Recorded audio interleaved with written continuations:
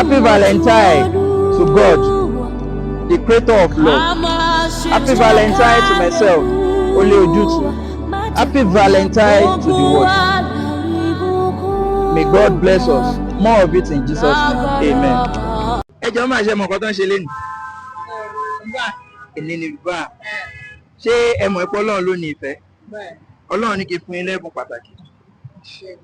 Ó ní kẹ́ ẹ béèrè nǹkan tẹ́ ẹ fẹ́ kí gbogbo àgbáyé bá yín ṣàmì sí.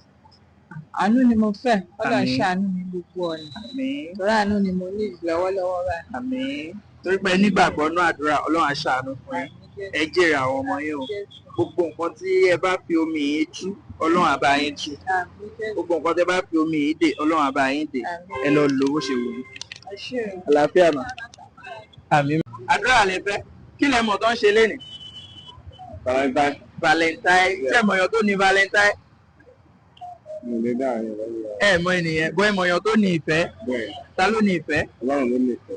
Ọlọ́run ní kí fún yín lẹ́bùn ìfẹ́ lénìí. Wọ́n ní kẹ́ gbàdúrà nǹkan tẹ́ fẹ́ fúnra yín kí gbogbo àgbáyé bá yín ṣàmì sí. Òye ọdún mi pé èmi ní òde nílé níbi láńlọ́ọ̀dù. Àmín. Kí n lo òkè sí. Àmín. Ibi ìtọ́jú mi ò ṣe èmi ní ìdọ́gà. Àmín. Kì í ṣe nǹkan gidi. Àmín. Nǹkan gidi làwọn tó. Àmín. Torí pé àdúrà ni ó ṣílẹ̀kùn gbogbo orin ilé ayé. Ọlọ́run á fi àdúrà yín á dá yín lóhùn. Ká lè máa yan Ọlọ́run. Jésù Kristi Olúwa wa. Kí gbogbo àgbáyé bá yín ṣàmì sí. Àdúrà. Pé kí n máa pariwo àbí kí n máa ṣe sínú. Ẹ sọ síta. Kò sọ síta.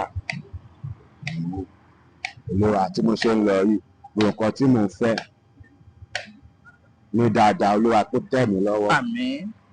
Àti bíbi tí mo ṣiṣẹ́ sí àti tí mi ò ṣiṣẹ́ sí àti bí tí mo wọkọ̀ sí àti tí mi ò wọkọ̀ sí Olúwa kí dáadáa bẹ̀ kó tẹ̀ mí lọ́wọ́. Àmín. Gbogbo nǹkan tó jẹ́ bí ẹjọ́ kan fún mi Olúwa wá sọ di ìdùnnú fún mi. Àmín. Lórúkọ Jésù Kristi.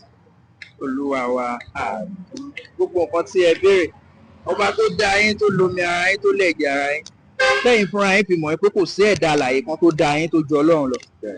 Àṣírí tó fi dá yín yẹn á fi dá yín lóhùn. Gbogbo àdúrà yín á fàṣẹ sí.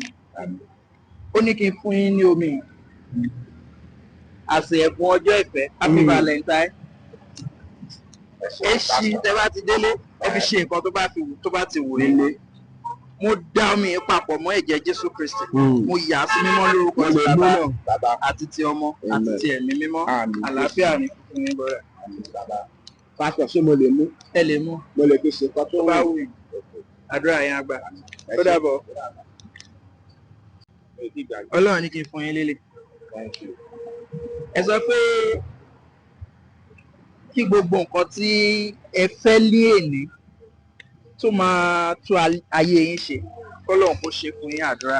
Olúwa mo gbàdúrà gbogbo nǹkan tí mo fẹ́ ní ọjọ́ ìní tó máa tún ayé mi ṣe Olúwa kó wá ṣe fún mi ní ìrọ̀lẹ́.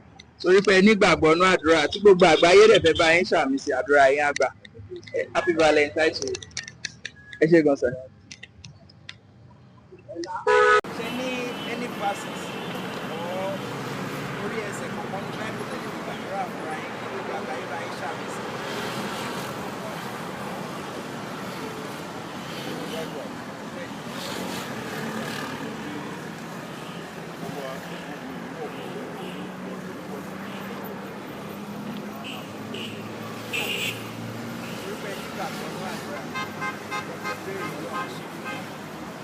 Gbogbo àgbáyé fẹ́ bá yín ṣàmìsí ẹ rántí àdúrà ẹ̀ Ọlọ́run ní kí n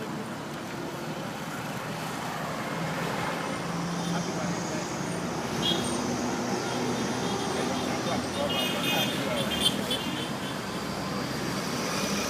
Yes. Sorry ma, we just wanted to say Happy Valentine to God.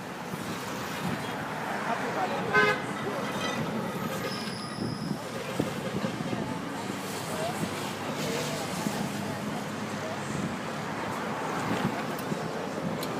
Any gift. God asked me to give you this. Do you have any Bible verses that you can use to pray for yourself?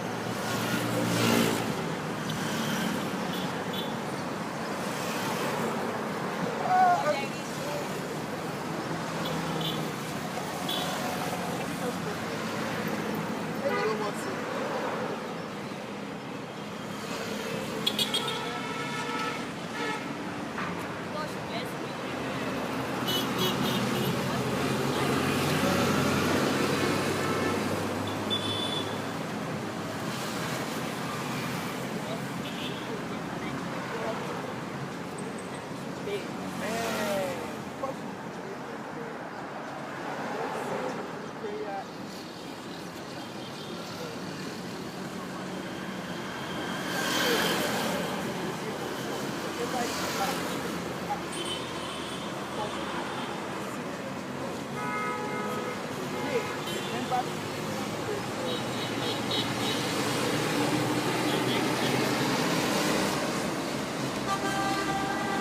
bẹ́ẹ̀ ò ní tójú ilẹ̀ mọ́.